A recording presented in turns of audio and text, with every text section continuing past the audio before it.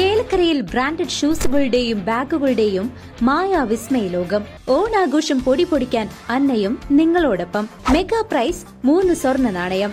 കൂടാതെ fridge, washing machine, water heater, TV, mobile phone എന്നിങ്ങനെ നിരവധി സമ്മാനങ്ങൾ നേടി ഈ പൊന്നോണം കളറാക്കാം. അന്ന ഷൂസ് ആൻഡ് സ്പോർട്സ്, കാനറ ബാങ്കിന് എതിർവശം, ചേലക്കര. കൂട്ടമായി താൽക്കാലിക ജീവനക്കാരെ പിരിച്ചുവിടൽ ആശങ്കയിൽ കേരള കലാമണ്ഡലം.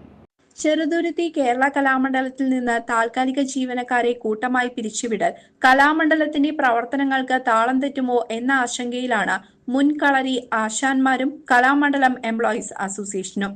വിദ്യാർത്ഥി യൂണിയൻ തിങ്കളാഴ്ച കലാമണ്ഡലത്തിൽ വിവിധ സമരങ്ങൾ സംഘടിപ്പിക്കുമെന്ന് അറിയിച്ചിരുന്നു.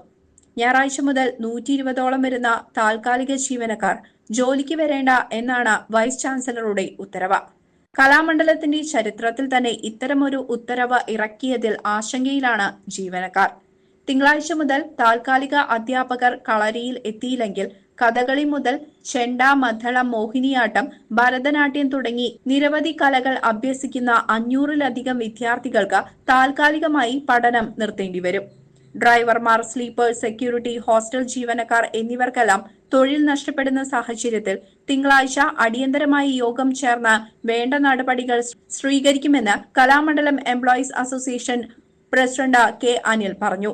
താൽക്കാലിക അധ്യാപകരെ പിരിച്ചുവിടൽ വിദ്യാർത്ഥികളുടെ പഠനത്തെ തടസ്സപ്പെടുത്തുന്നതിനാൽ തിങ്കളാഴ്ച ശക്തമായ സമരവുമായി മുന്നോട്ടു പോകുമെന്ന് വിദ്യാർത്ഥി യൂണിയൻ സെക്രട്ടറി ബി അമൽജിത്ത് വ്യക്തമാക്കി.